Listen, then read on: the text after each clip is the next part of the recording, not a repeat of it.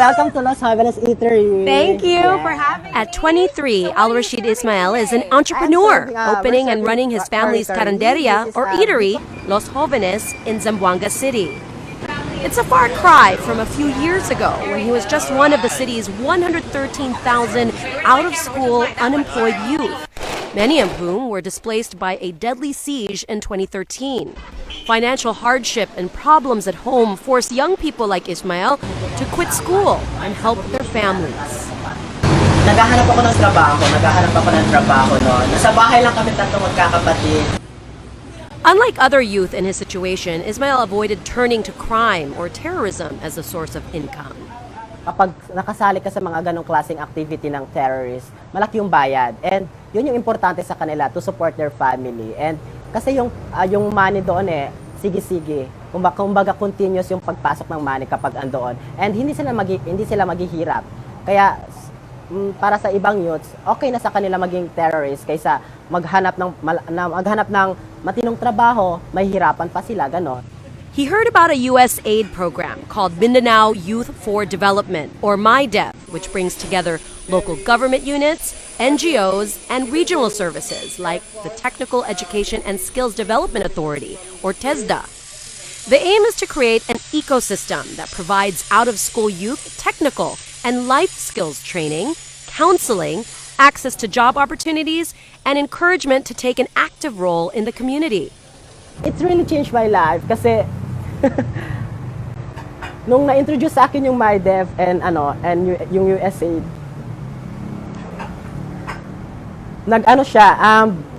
yung life ko before, nag-iba talaga. Yung more engaged na ako sa community.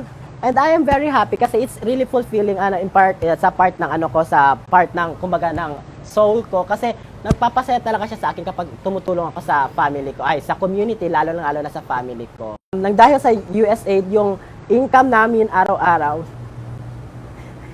hindi na kami naghihirap.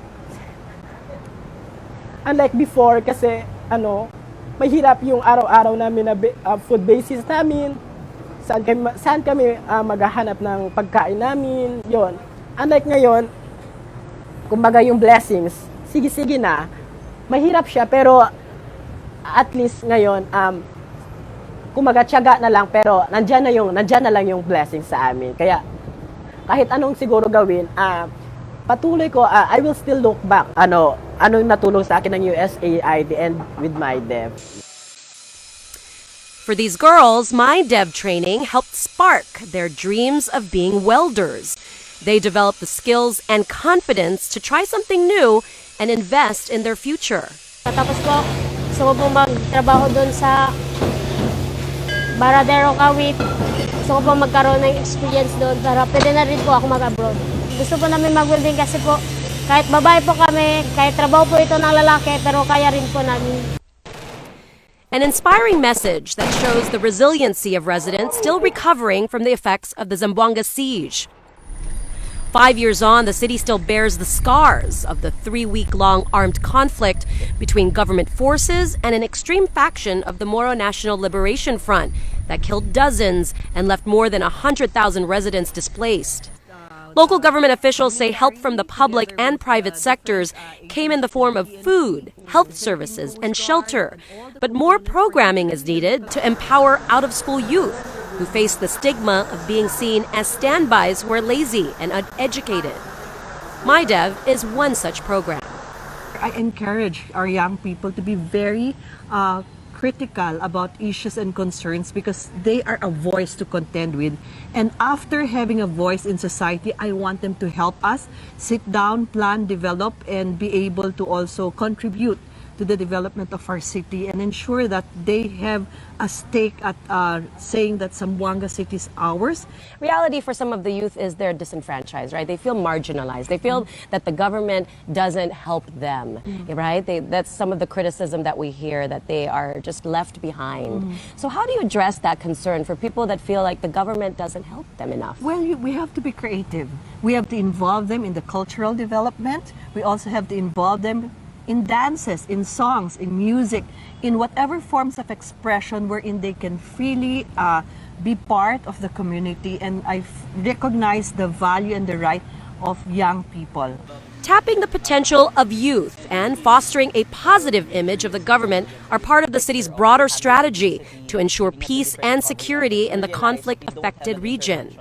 When we look at extremism, for example, and countering violence, we need to realize that young people tend to be vulnerable if they don't see opportunities being provided to them, if they don't feel government and other partners are reaching out and listening and are caring for their cause, and that is how easily they can be recruited.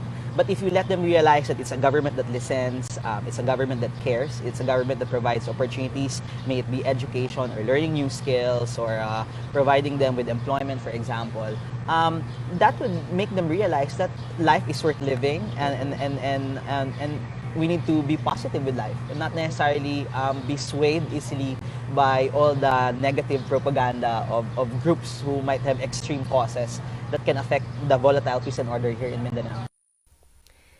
At the nearby Marcian Garden Hotel, 25-year-old Gerald Alantaul tells me he couldn't find an employer who would give him a chance.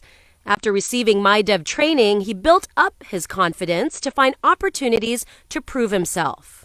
Huwag silang matakot na maghanap ng opportunity para sa sarili nila. Lagi na natatandaan, may tutulong sa kanila.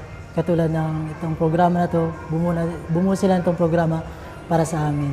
Ang kailangan na po nila mapursigido sa buhay, mangarap, at huwag talaga susuko sa buhay. Tao's manager says he is one of the highest performing members on the team, but no one would have seen it if he hadn't been confident.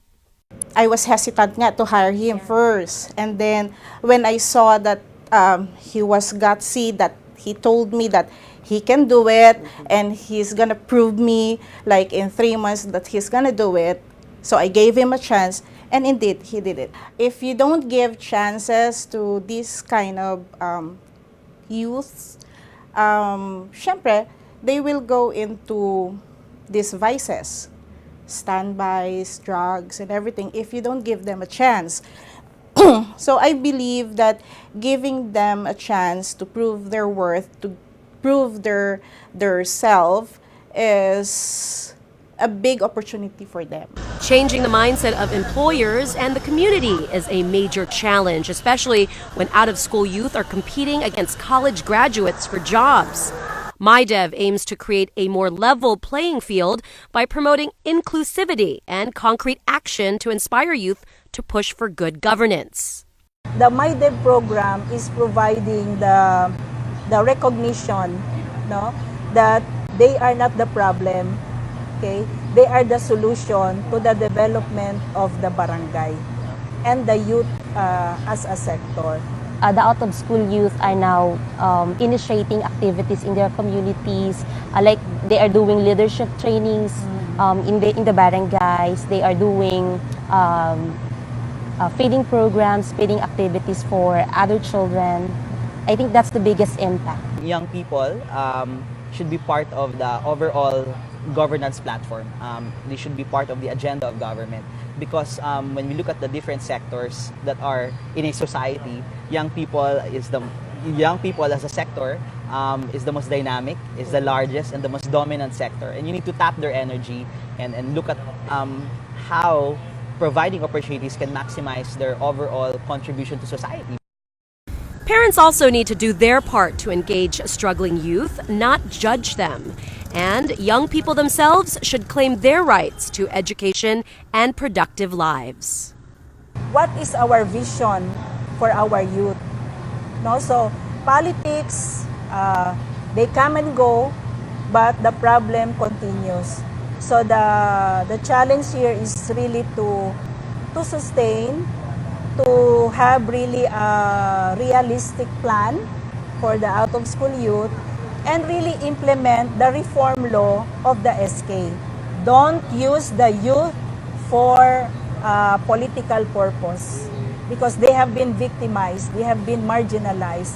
So we need people in the government, in the civil society to really respect the competence of the youth and also to address their vulnerabilities to exploitation.